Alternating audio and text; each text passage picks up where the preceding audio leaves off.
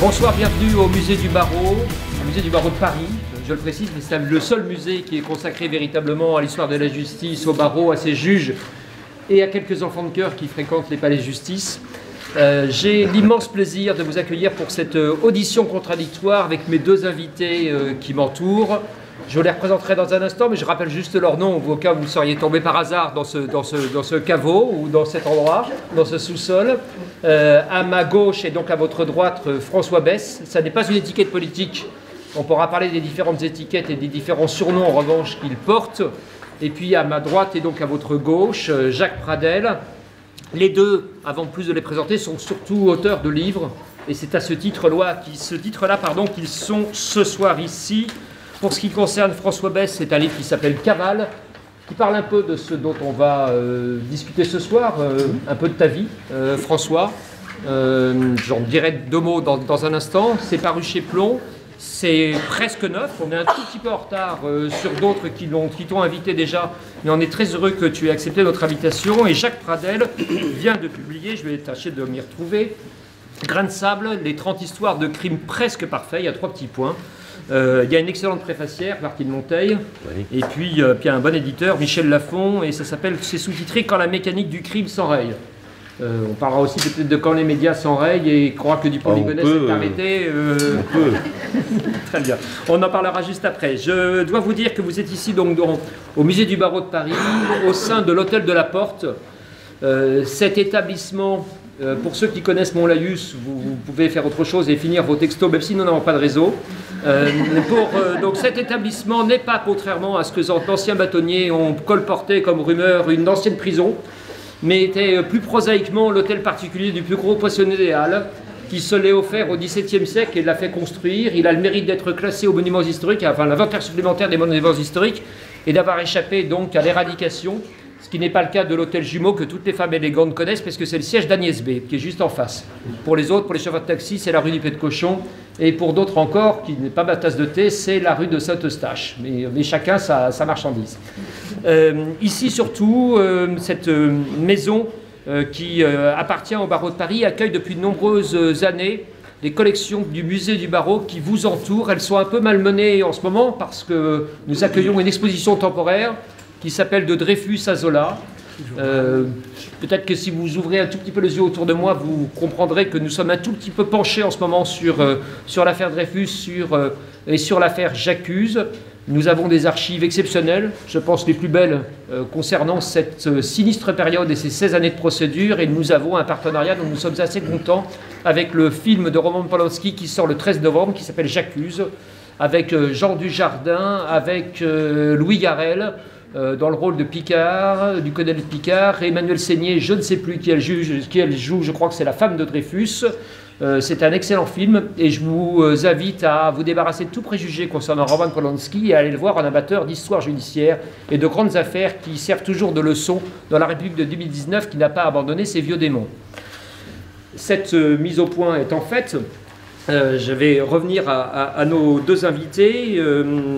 François Besse, est-ce que je peux me permettre de résumer en disant qu'aujourd'hui tu es a priori retraité puisque tu es dehors et tu es ici. Mais véritablement, je suis retraité. Tu n'es ni détenu ni en cavale. Nous sommes d'accord, tu es filmé. Tu en es conscient. Voilà, c'est parfait. Très bien. Donc, je confirme, je ne suis pas en cavale et je suis libre. Parfait. Alors, il y a deux façons de border la vie de François Besse. On peut lire son livre et c'est la meilleure façon parce que ça raconte une vie, on va dire, d'aventurier, pour utiliser un euphémisme. Oui, j'aime bien. Elle est... Pardon, je vais la retrouver. Elle est ici. Alors je sais qu'on ne peut plus montrer des personnes entravées ou menottées, en théorie, selon les textes sur la présomption d'innocence votés en 2001 à l'initiative d'un garde des Sceaux qui s'appelle Elisabeth Guigou, qui est toujours vivante, mais qui était garde des Sceaux à cette époque et qui, vous vous souvenez, avait fait passer un petit amendement supplémentaire pour interdire de montrer des personnes menottées ou entravées. Alors tu n'as pas de menottes, mais tu te désentraves. Absolument. pour ceux qui auraient vraiment été complètement absents de tout, qui n'auraient regardé aucun journal, écouté aucune émission de Jacques Pradel depuis ces 40 dernières années, donc François Besse a une carrière qui a démence. Je crois que j'ai lu, mais est-ce que je me trompe, ou c'est toi qui le racontes, que tu as été un mauvais élève, en tout cas un garçon qui n'était pas le plus studieux, que tu as quitté l'école assez vite. Alors je ne sais pas s'il faut voir si tes avocats ont plaidé parfois ton enfance dissipée ou compliquée, pour expliquer ensuite tes quelques évasions, tes quelques braquages, le coup de l'hélicoptère et 2-3 choses du même acabit. Voilà, donc des explications qui servent justement à trouver des circonstances atténuantes. Pour une période dans ma vie, ça a été plaidé. Mais moi, à la fin, lorsque je suis passé devant le dernier tribunal, devant la dernière cour d'assises, j'ai refusé justement d'avoir de telles circonstances atténuantes. Parce qu'en fait, il me fallait assumer ce que j'avais fait en tant qu'homme libre et responsable. Et à ce moment-là, tout a changé. Qu'as-tu assumé devant une cour d'assises Eh bien, tout ce que j'avais fui depuis de nombreuses années, c'est-à-dire tous les procès. J'avais été condamné 4 fois à la réclusion à perpétuité et j'avais même été condamné à une peine de mort. Par contumace, non? Par contumace. C'est plus agréable par contumace. Sauf que ça a le même effet sur la personne, puisque vous savez que l'État vous a déjà condamné. Donc, vous devez d'autant plus apprécier l'instant présent.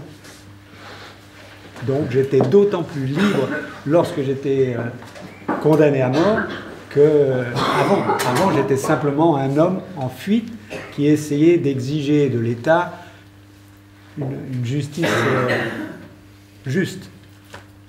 Ça n'existe pas, il faut attendre 150 ans pour pouvoir l'avoir. Donc j'ai pas ce temps-là. Nous ici, on parle rarement de justice, on parle d'institution judiciaire, ce qui est quand même une petite mise à distance oratoire qui est plus pratique ou plus véridique. Oui, et puis il faut aller jusqu'au bout et dire que la justice n'est rendue que par des hommes. Donc elle peut se tromper et elle se trompe régulièrement.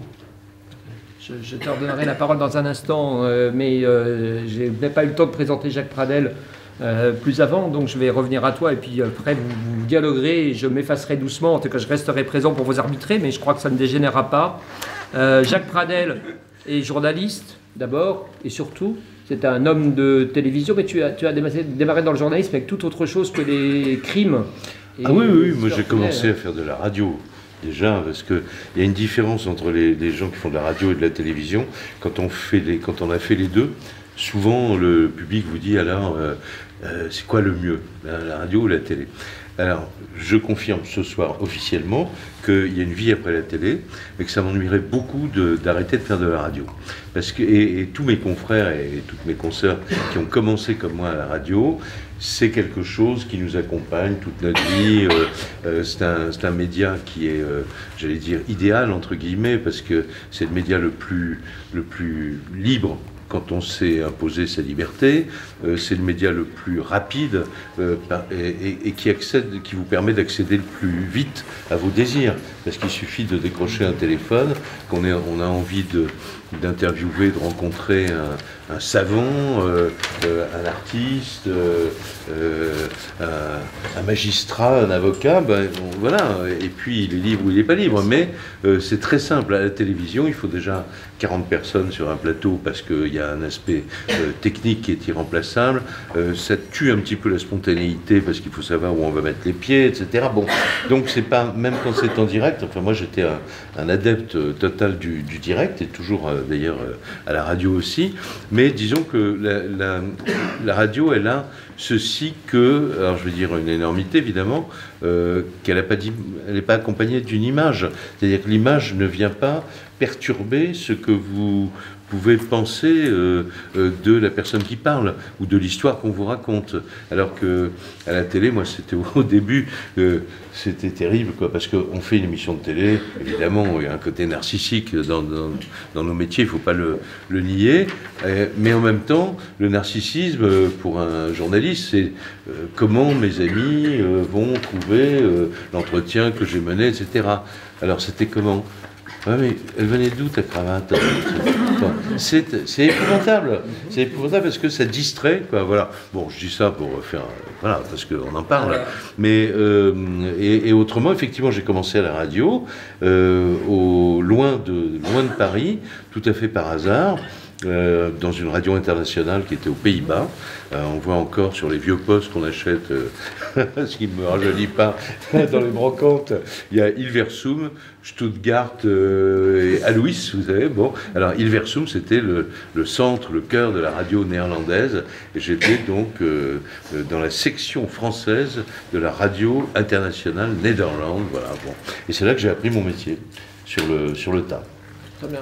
Et puis après avoir fait quelques émissions et quelques sujets qui n'avaient pas grand-chose à voir avec le crime et le fait divers. Ah ben non, j'ai fait des émissions de radio avec Françoise Dolto. Oui, enfin bon, j'ai eu une chance professionnelle très très jeune qu'on m'ait confié d'abord des très grosses émissions et ensuite des émissions qui étaient l'émission à l'époque s'appelait Le Temps de Vivre, donc le titre disait ce que nous voulions imposer comme idée, et c'était une émission de curiosité, une émission de variété, au sens noble du terme, si j'ose dire, mais il y avait de la musique aussi, bien sûr, mais il y avait Françoise Dolto au début de l'après-midi, et souvent il y a eu Alain Decaux, on a fait des séries sur les Français et les Américains avec Pierre Salinger.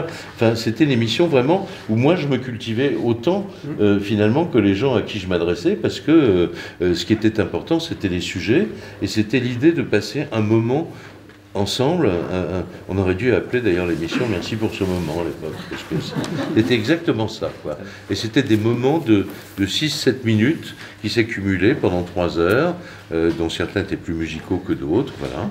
Et en fait, ça permet d'avoir une palette extrêmement étendue, et que moi je suis un curieux de naissance, ça m'a ravi, quoi, de faire ça. Et puis ça m'a fait des universités. Je n'ai pas été très loin dans les études. Je suis parti en cours d'études à Sciences Po à l'époque, parce que moi je voulais être comédien, je voulais être le Alain Delon des années 2000. Bon, ben voilà. Et c'est comme ça que j'ai été amené à faire de la radio. Voilà. Et comment est-ce qu'on est amené à parler des crimes de façon quotidienne pour, allez, on va dire 9 ans sur RTL ces dernières années, et un petit peu, parce qu'on n'est pas à la radio, un petit peu avant dans une autre radio sur Europe. Oui, à Europe 1, pendant 2 ans, Café Crime. J'avais trouvé le titre dans un poème de Prévert d'ailleurs, La Grasse matinée, qui raconte un fait divers. Et en fait, c'est des hasards professionnels. C'est-à-dire, moi, j'ai aucun goût pour... si, en revanche, je suis un grand lecteur de romans polars. J'adore l'ambiance, l'univers policier, les enquêtes, comme tout le monde, le commissaire Maigret, etc. Mais disons que ce que j'ai fait en télévision, ça a été le hasard d'une proposition professionnelle. Je faisais une émission qui s'appelait Perdu de vue à l'époque, qui n'avait aucune connotation policière, mais dans laquelle nous est tombée une information qui fait que sans cette émission, il n'y aurait pas eu d'affaire Émile Louis. Puisque au début on cherchait des fugueuses de la DAS, et il s'est avéré que notre enquête nous a amené à un certain Émile Louis qui était le fameux chauffeur de car, etc. Tu as consacré un livre à l'affaire des disparus de Lyon, avec Stéphane Minca, qui était le journaliste qui a fait l'enquête de terrain. Et donc on a eu une réflexion avec Pascal Brognaud, qui dirigeait cette unité à TF1, en disant mais pourquoi on ne ferait pas, mais alors, vraiment clairement, une émission sur l'univers judiciaire, pas le fait divers pour raconter ou pour montrer du sang ou de la violence, etc. Mais et on a décidé de s'intéresser au cold case à l'époque, qu'on n'appelait pas encore d'ailleurs cold case, mais c'est ce qu'on a fait pendant 4 ans dans une émission qui s'appelait Témoin numéro 1. Avec quand même une volonté un peu provocatrice, puisque ça n'avait jamais été fait en France, c'était qu'on était clairement du côté des avocats et des familles, qui subissent en général, dans le cas d'un cold case, ce que j'appelle une vraie double peine, parce qu'ils ont perdu quelqu'un de cher, et en plus, on ne sait pas ce qui s'est passé. Et on sait que quand un drame pareil survient dans une famille, on a envie, et c'est humain, de vouloir savoir ce qui s'est passé, pourquoi lui ou elle, et pas quelqu'un d'autre, et puis comment cette personne est morte, quoi. Et donc, notre idée, c'était de se servir de la télévision qui constitue de facto un réseau. Les gens qui regardent, quand il y a 7-8 millions de gens qui regardent la télévision, c'est un réseau. Et on s'est dit, mais ce réseau, c'est très bien de s'en servir pour présenter des chanteurs ou des chanteuses, c'est très bien d'essayer de retrouver des gamines qui ont fugué, qui inquiètent leur famille, mais ça serait peut-être pas mal, puisque dans le code pénal, il est dit qu'un témoignage peut être considéré comme un fait nouveau et relancer une enquête qui est en panne, on va chercher des témoignages. Donc on n'était clairement pas des Colombo bis, on n'a jamais mené aucune enquête de nature policière ou judiciaire, mais on était clairement à la recherche de témoignages qui auraient pu relancer une affaire, et pour cela on avait pris évidemment des précautions, j'allais dire éthiques, dont on n'a pas parlé au public à l'époque. C'est-à-dire qu'il y a des tas de gens qui ont pensé qu'on était une bande de fous furieux, qu'on choisissait les affaires. On n'a jamais choisi une affaire. Chaque émission était sous réquisition judiciaire, parce que si elle n'avait pas été sous l'autorité d'un juge ou d'un procureur, s'il y avait un fait nouveau qui arrivait, comment ça rentrait pas dans le dossier, parce que un avocat aurait eu beau jeu de dire, mais attendez, qu'est-ce que c'est que ce truc ? N'est pas magistrat, n'est pas enquêteur. Voilà, absolument. Donc il y avait ça. Donc nous, on avait évidemment ces règles toutes simples, qui étaient de respecter le secret de l'instruction, puisque tout ce que l'on disait sur l'affaire nous était apporté soit par un magistrat instructeur, soit par le parquet, mais il nous fallait bien des informations pour faire un film. Pourquoi un film ? Pas pour faire pleurer dans les chaumières, tout simplement pour que les gens se rendent compte du contexte dans lequel cette affaire s'était déroulée. Si on cherche des témoignages, il faut encore rafraîchir un peu la mémoire de tout le monde. Donc ce sont les fameuses reconstitutions dont on nous a beaucoup accusés d'avoir été les organisateurs, alors qu'en fait, non, il y a une grammaire de la télévision comme il y a une grammaire de la radio ou de la presse écrite. Je ne dis pas ça pour me défendre, parce que les procès sont loin. C'était peut-être dans un but pédagogique. Oui, c'était aussi dans un but pédagogique, c'est-à-dire qu'à travers évidemment, chaque émission concernait un public particulier ou une région particulière. Pour les autres, ça montrait aussi le fonctionnement de la justice. On avait sur le plateau des avocats, des magistrats, des chefs d'enquête, des directeurs d'enquête, des gendarmes, des gens de la police nationale, voilà. Et on lançait un peu notre bouteille à la mer chaque mois. Voilà, et en 34 émissions, je sais parce qu'on a fait le calcul au moment de terminer, quand l'émission s'est arrêtée, parce que je crois que TF1 en avait un peu marre d'avoir des campagnes de presse pour dire que c'est scandaleux, donc ça s'est arrêté un jour. Et donc sur 34 dossiers. C'est pas 34 dossiers, parce que parce que dans chaque émission il y avait 3-4 affaires évoquées. On a eu 34 affaires, alors non pas résolues par nous, et même je crois qu'il y en a eu peut-être une qui a été résolue, mais 34 affaires qui ont pu repartir, c'est-à-dire qui ont permis à la justice, pour le coup, de décider d'ouvrir une nouvelle information. Et par exemple, on a beaucoup parlé récemment de la petite de l'autoroute A10. Le vrai cadeau qu'on a fait à beaucoup d'affaires à l'époque dans cette émission, c'était que le fait de faire cette émission annulait la prescription, en fait. Et pour les familles, c'était extrêmement important. Pour les enquêteurs aussi, parce qu'on a rencontré aussi beaucoup d'enquêteurs qui étaient humainement très attachés à vouloir résoudre les affaires, surtout dans des cold cases, surtout dans des affaires qui avaient déjà 5 ou 10 ans de vie, quoi. Voilà. Non, j'arrête là parce que sinon on va dire que... Oui, non, mais tout va bien. Je voudrais simplement rappeler après que tu as devenu un grand spécialiste du crime et du fait divers. Non, c'est-à-dire qu'après ça... Tu es devenu un journaliste judiciaire sans le vouloir, en quelque sorte. Oui, non, mais après témoin numéro 1, je suis retourné à la radio, en l'occurrence d'ailleurs à Europe 1, pendant des années où j'ai pas fait du tout d'émissions sur ces sujets-là. Et puis, je crois 2009, quelque chose comme ça, il y a une nouvelle équipe qui est arrivée à Europe 1. Il y avait une adjointe à la direction des programmes qui était une fanat de faits divers. que j'avais connu d'ailleurs à l'époque de Témoin numéro 1, et qui a vu, avec la nouvelle équipe, elle s'est dit, elle rêvait de faire une émission consacrée aux faits divers sur Europe 1. Et donc elle a enfin réussi, après 10 ans de boulot, à nous faire, et donc c'est comme ça que j'ai replongé dans cet univers, mais cette fois-ci pour décrypter et pas pour intervenir, quoi, parce qu'on peut, autant on peut trouver des faits nouveaux quand on sonne à 10 millions de sonnettes, autant ce serait jouer avec l'espoir des gens que de le faire à la radio, parce qu'on a quand même des audiences beaucoup plus petites, quoi. Tu es suffisamment versé dans le crime quand même pour avoir publié il n'y a pas si longtemps, c'est même la nouvelle édition, je crois, Les grandes affaires criminelles pour les nuls. Oui, ça m'a valu un été studieux. Oui, parce que j'en ai fait 3 ou 4 dont La justice pour les nuls, ça fait quand même l'équivalent de 800 pages quand on les écrit, donc parce que ça fait 500 pages bien tracées. Ouais. J'ai remarqué qu'il n'y avait pas François Besse dedans. Non, mais c'est parce que... Tu le connais, pourtant tu l'as déjà reçu. Oui, oui, bien sûr. Comment est-ce que tu définis François Besse? Mais je ne sais même pas si on doit évoquer Mérine quelque part. Oui, tu évites Mérine, mais il n'y a pas du tout François Besse qui est très bien, parce que si tu es sorti des grandes affaires criminelles, c'est que ça va beaucoup mieux. Je t'avoue que j'ai pas lu ce passage-là, mais si on parle de l'évasion de la santé, vous êtes forcément cité quand même.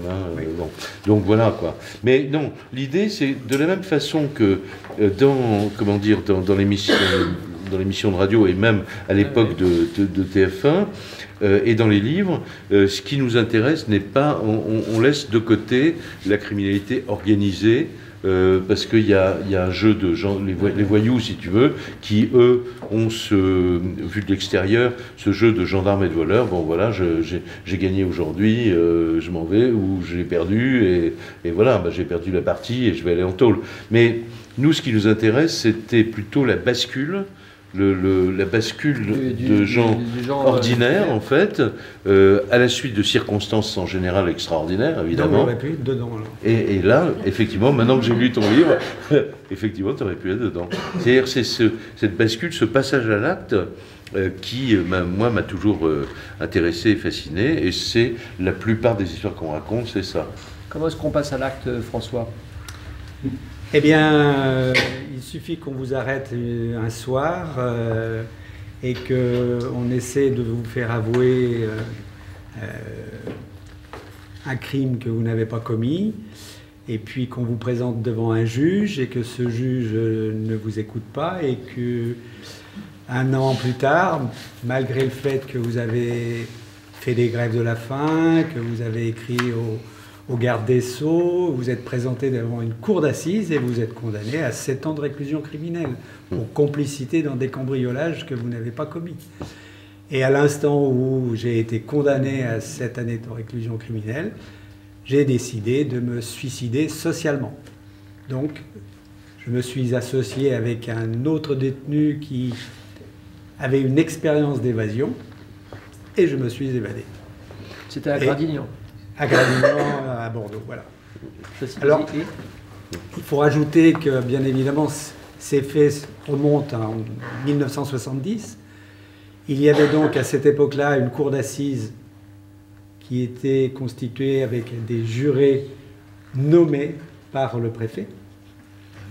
C'était des listes de personnes respectables, entre guillemets.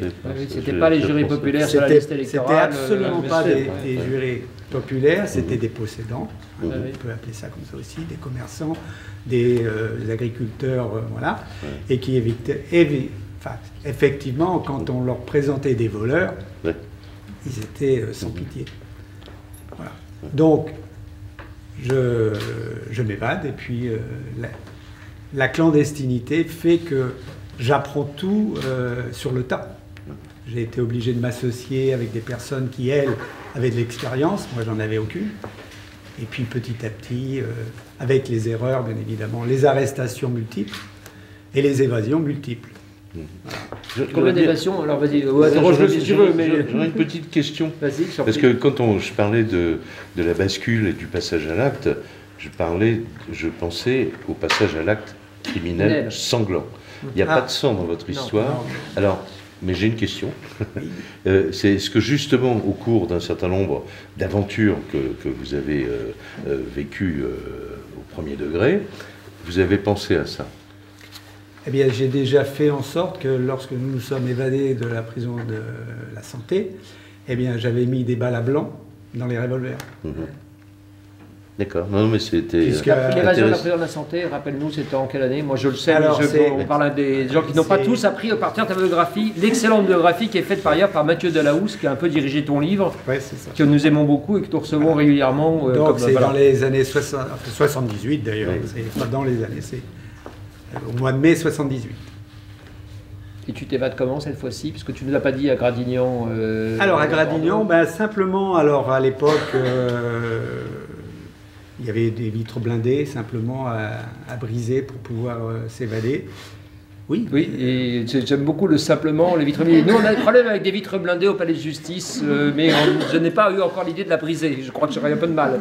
Et vas-y. Oui, enfin voilà, techniquement, après, il faut bien évidemment pouvoir imaginer comment les briser, pouvoir faire. Et ça, c'est la pratique, hein, quelque part. C'est bien. Tu expliqueras ça, parce qu'on a vraiment un problème de boxe et de 2-3 choses qu'on aimerait résoudre. Donc, voilà. Je peux. Et après, à la Santé et les autres fois, je pose une question faussement naïve. Comme non, tu le sais à de ma chaque part, fois, bien évidemment, il fallait que je puisse trouver l'associé idéal. C'est-à-dire que il y avait dans les quartiers de haute sécurité, parce qu'il faut reprendre l'histoire au début, il y a eu, dans les années 70, il y a eu de nombreuses révoltes dans les prisons.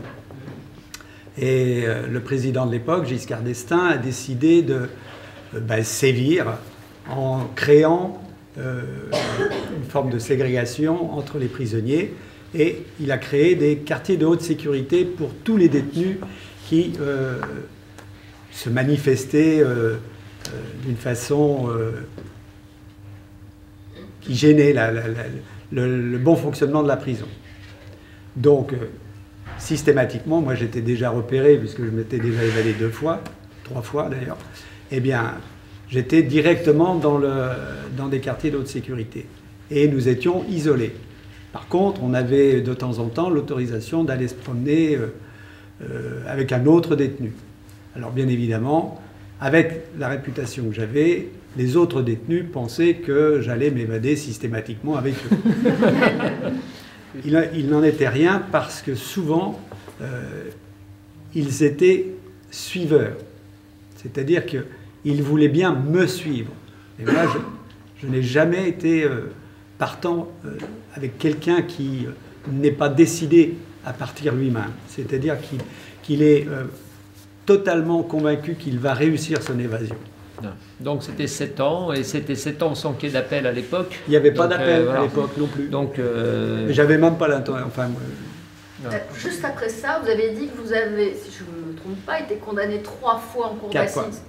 3 fois perpète. Oui. Et une fois par contumace à peine de mort. Peine de mort. Comment vous êtes ici aujourd'hui? Je ne comprends pas. Parce que. C'est très bons avocats. Des très très bons avocats. Oui, ça, des anges gardiens, je pense que vous en avez. Voilà. Vous avez vraiment beaucoup de chance, parce que se suicider, se rater, vraiment là. Mais je ne comprends pas, alors qu'il y a des gens qui n'ont pas fait grand-chose et qui sont pendant des années. Alors, je ne dis pas que vous avez fait, mais vous avez été condamné donc 4 fois. Alors, à chaque fois, c'était des condamnations parce que j'étais absent. Donc c'était. Les 4 fois. Ah bah oui. C'était. Vous étiez en évasion chaque fois. Voilà, à chaque fois, j'étais en évasion. La seule peine que j'avais à faire véritablement. C'était les 7 ans. C'était les 7 ans et 15 ans. À Bordeaux aussi. J'avais été condamné à 15 ans. Donc, les 7et ans avaient été absorbés par les 15 ans, enfin c'est de la comptabilité pénitentiaire. Voilà. Et c'était la seule peine qui était définitive. Okay.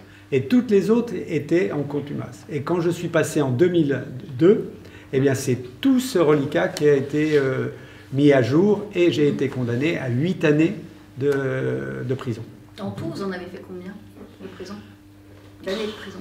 Ben, j'ai rien fait du tout en fait. Non mais d'années de prison. Non, allez. Non, j'ai fait 20 ans. T'as fait une vingtaine, oui, c'est ça. Une vingtaine d'années, oui.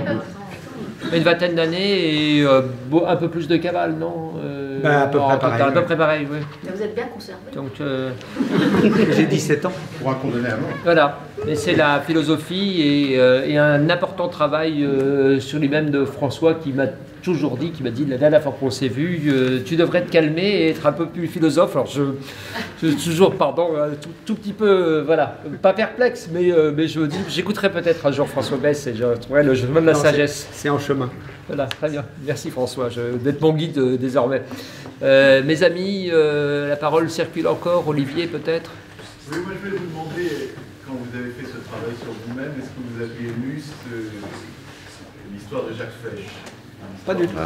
Pas du tout. Qui est très éloigné de vous, puisque c'est un criminel de sang que vous n'avez jamais été, et qui a en prison découvert la foi. Non, ça n'avait absolument pas du tout ça.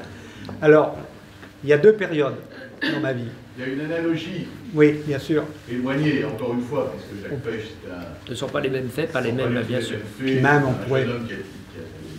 pourrait même... Qui a tué, qui ensuite a... Oui, été dans condamné une forme de repentir, voilà. Ça n'a pas du tout été ce chemin-là, puisque en fait, en passant par la philosophie avec un vrai philosophe, hein, pas simplement un prof qui vient pour nous faire étudier la philosophie, là nous avons tout mis à plat à travers une œuvre. C'est-à-dire que tout Spinoza, eh bien, on l'a décortiqué. En fait, on s'est mis à nu grâce à ça. Mais même le prof, hein, il a changé aussi. Donc il y a parfois d'autres maîtres que la religion. D'accord, Olivier, très bien. Mes amis, s'il n'y a plus de questions, je vous propose de clore cette audition contradictoire. Je remercie infiniment mes deux complices. C'est pas très contradictoire. Hein, non, on est bien c'est d'accord. contradictoire élégante.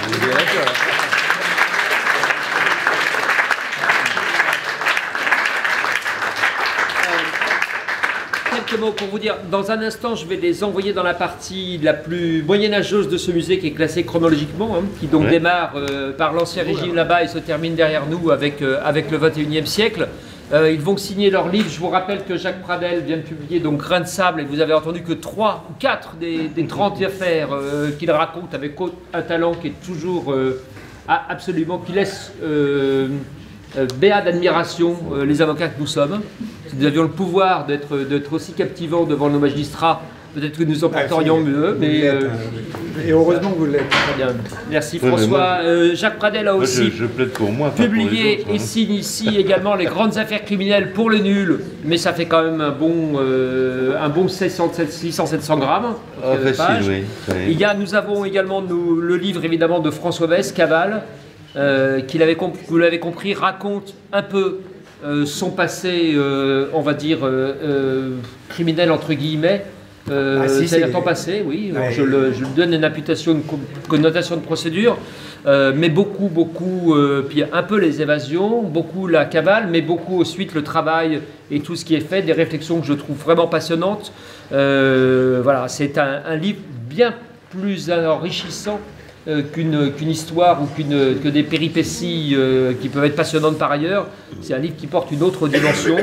Il y a évidemment, comme on est très amis avec Mathieu Delahousse et que je n'avais pas eu d'opposition parce qu'il est un peu ton directeur d'ouvrage aussi. Oui. Donc nous sommes autorisés à proposer ta biographie, La métamorphose d'un lieutenant de Mérine. Le sous-titre est éloquent et rejoint ce que tu nous as confié ce soir.